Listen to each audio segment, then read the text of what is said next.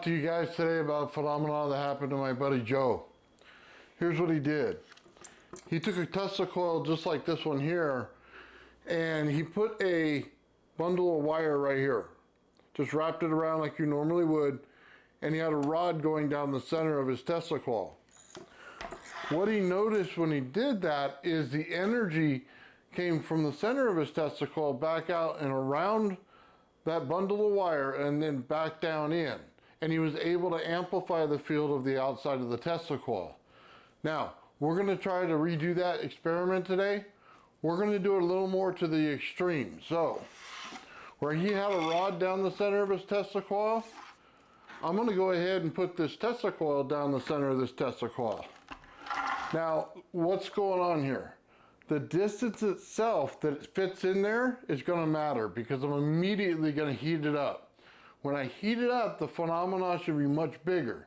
So we're going to be able to see it a lot better than he did. So we're going to use a couple cool things for this. I got these two mercury light bulbs right here. We're going to use both of these.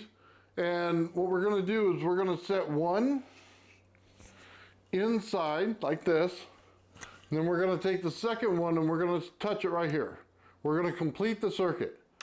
Now this right here, if he's right, should amplify both of these light bulbs. Now, to see if the energy has changed, we're going to go ahead and use some different light bulbs in that state. This is just a regular 60-watt light bulb. I got two of them, but we're going to do the same thing. We'll put them in here just like this and see if they both light up. Now, if his phenomena works, it should not only light up those light bulbs, but the field itself on the outside of the Tesla coil should increase. So we'll just go right here and we'll take a look. Let's see if I got a good pin here. He's got his Tesla coil here. Okay, he has a rod going down the center, and he has a bundle of wire right here. And he's saying that this field out here is going to get bigger, and that the energy should flow just like that. If that's correct, and that's correct, we're going to learn a lot more about what this rod down the center is actually doing. I say it's in compression, and if this is going into a compression area and back out, it would make sense that the energy would travel further. But we need to verify our findings. So we're going to do this, and we're going to check the distance with a light bulb on the outside, and then we're going to go ahead and look at the oscilloscope and see if we can't pick up an extra energy reading, see if the amount of energy increased. With that said, let's get into this project. Okay, let's just set this up. Just so you know, we're just using a Slayer exciter circuit, which just basically means we have an NPN transistor and a 47K ohm resistor. That's about the extent of the circuit. Now, this is our number 2 coil. We're going to put this wire right here that comes in from the bottom. We're going to just push it right back in. We're going to take this top one, and we're just going to put it to the side. We're going to place it right here inside this Tesla coil. There we go. Center it up. Make sure we don't hit the sides or else you get a fire. Alright, we're going to turn this on. We're going to be working right around 17 volts. There we go. First things first, we're going to take this one right here. You can see the breakout, so you know our Tesla coil's on. There we go. And I don't know if you can see it yet, but there's already blue inside there. So let's see what that extra Tesla coil did. Now don't worry if you can't see this right away. We're going to go ahead and turn off the lights a little bit later so you can see it better. But I'm lighting up this Tesla coil, excuse me, I'm lighting up this light bulb at a distance. Now let's check this out. As soon as I touch it, I increase the amount of energy. But that wasn't the only test. So our light bulb's on right there. Let's see if it increases.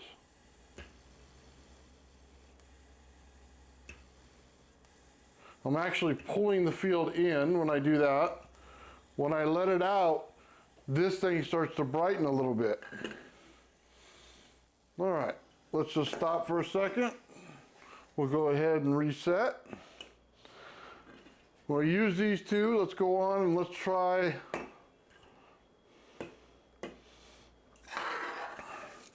Let's try these two right here. Now these are just 60-watt light bulbs. So normally these don't light up next to a Tesla coil. There's no gas in there to charge up, so they usually do not light. So we'll put that in there. We'll get our circuit back up to 17. We can immediately see the lights on right there. Let's see if it increases. I should probably touch this side. The lights are nice and bright. That's an amazing amount of energy right there. But at the distance, we're taking away energy again.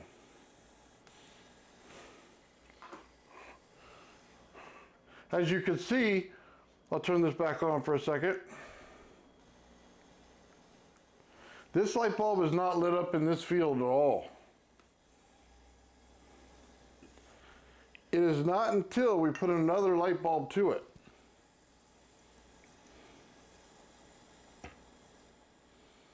And then it lights up.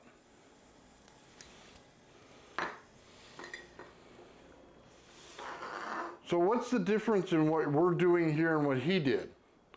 Well, we're using the energy that comes out to go into these light bulbs. When you put an extra coil out here, instead of that, what does it do? It pushes the field out. So he's 100% right in that, but he's also 100% right in the way that this is acting. This is picking up a lot more energy.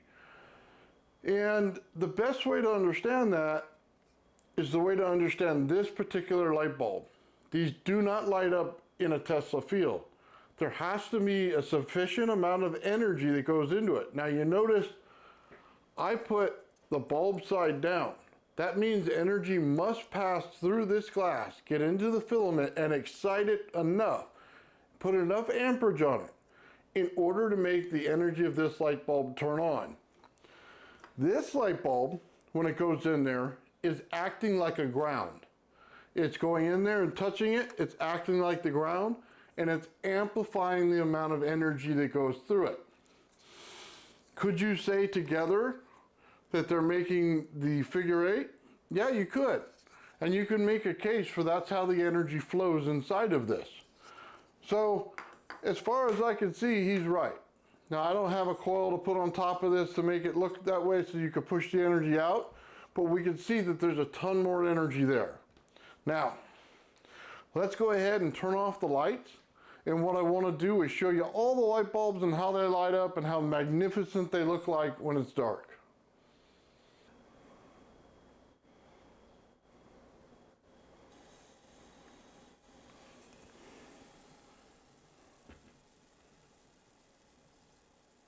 Take a look at that. That's really cool looking. All right. You can see this light bulb lights up beside it. See if this one does. Tiny bit, not much. Let's take a look.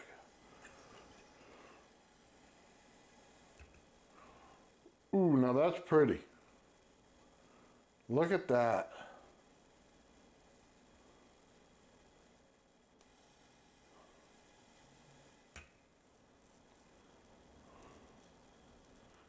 Hold it apart by the spark.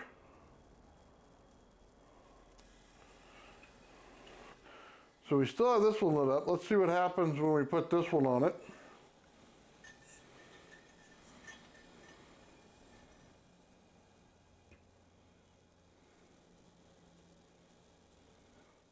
Look at that.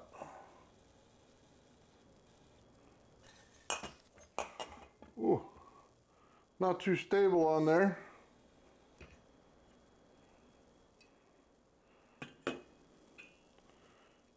It's not having any shocking effects on the outside here.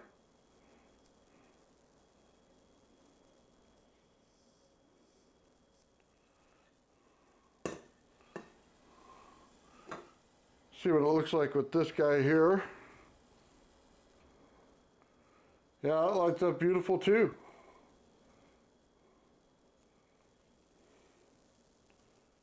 And this one's lighting up next to it. That coil in the center absolutely is giving us a better feel.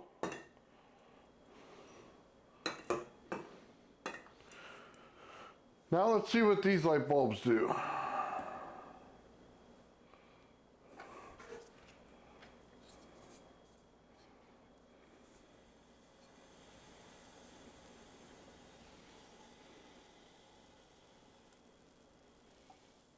Whew!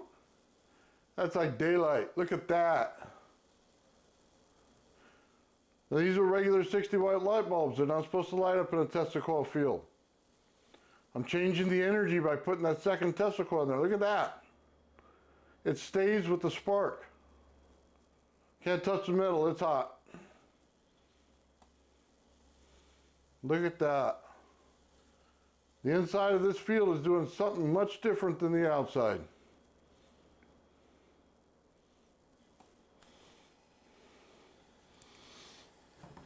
We could turn on the light right here, and you can clearly see we're not lighting up these regular light bulbs just like this. And you see the Tesla coils on. As soon as we put it in the center like this,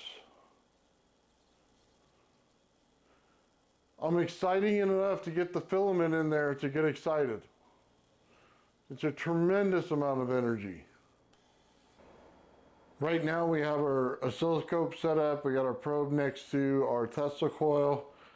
Now I'm going to focus the camera on the actual oscilloscope on this one. What I am going to do to the Tesla coil, so you know, is I'm just going to leave the regular light bulb sitting right there, and I'm going to take the second light bulb that's on the table and put it on top, and you're going to see the different readings. So let's go ahead and set up and put our camera on the oscilloscope, and then let's see what it does.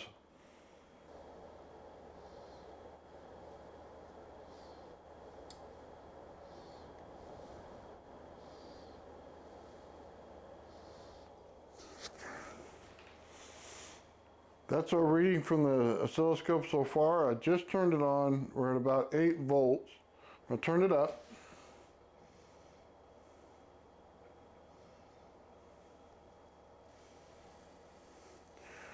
17 volts.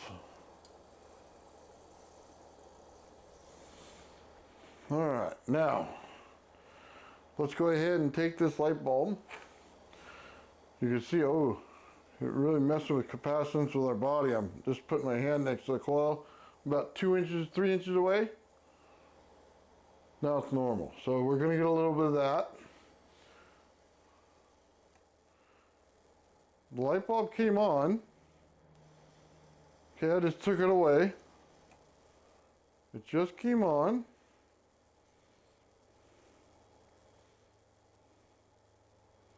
Peak to peak, we're right around 100 millivolts. And right now we're about 104, 105, so it's taken away some of the energy from the outside, which we did see.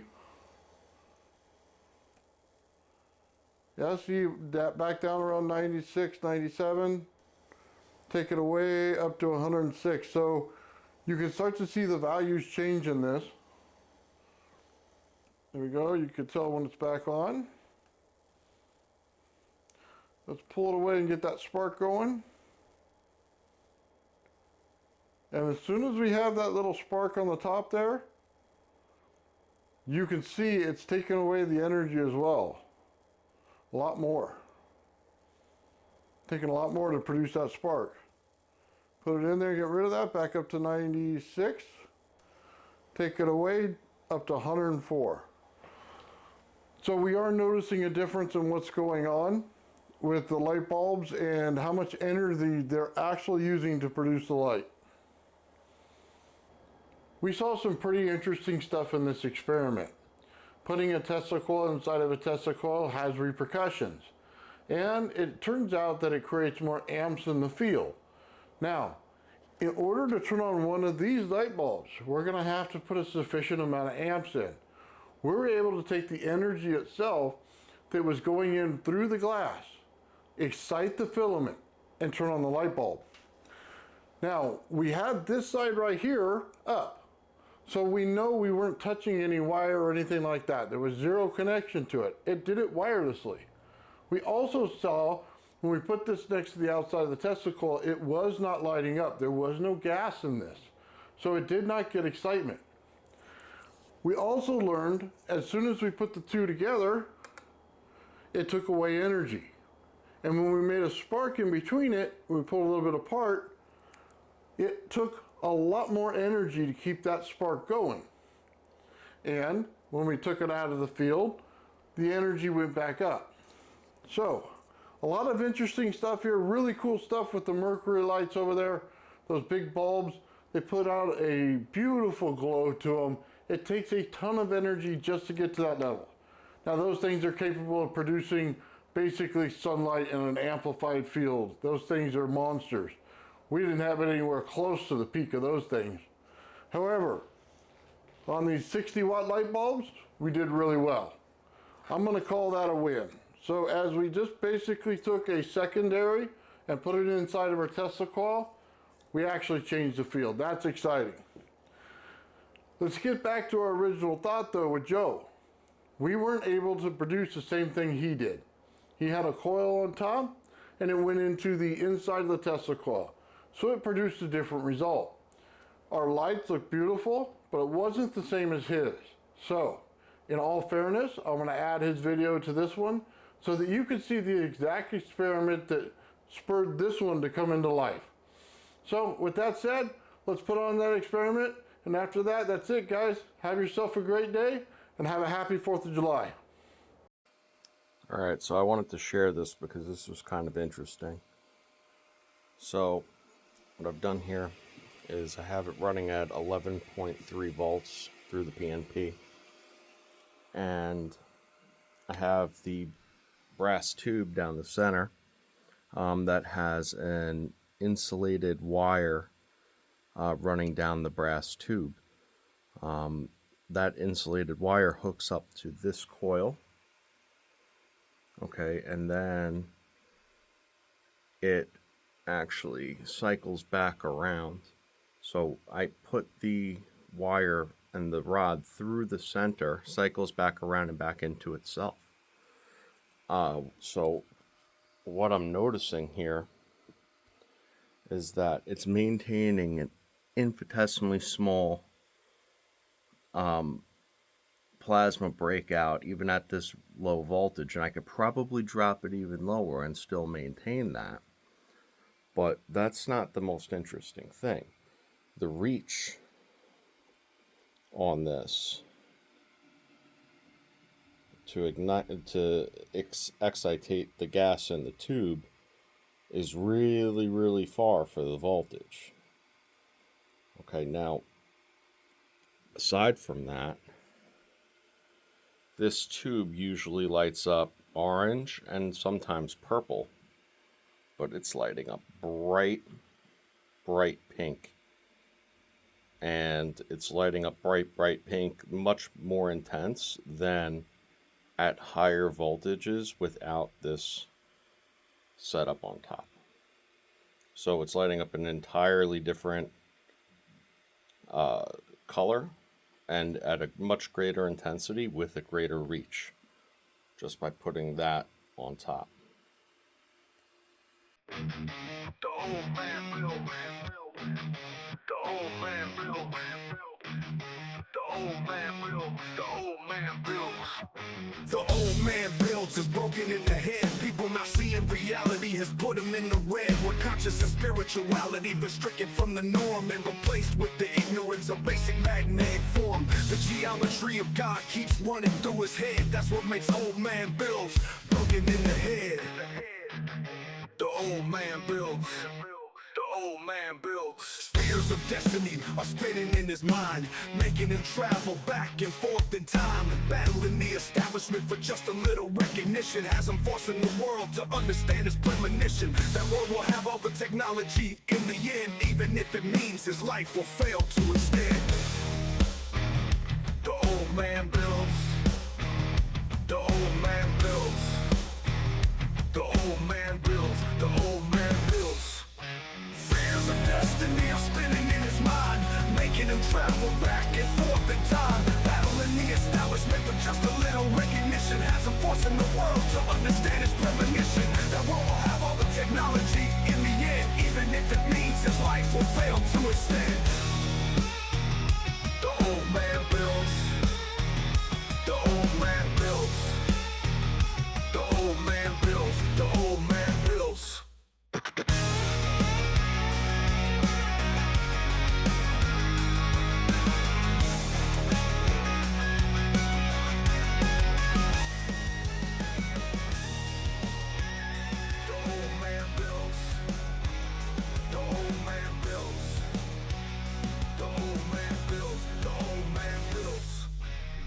Fears of destiny are spinning in his mind, making him travel back and forth in time, battling the establishment for just a little recognition. Has him forcing the world to understand his premonition. That world will have all the technology in the end, even if it means his life will fail to extend. The old man builds.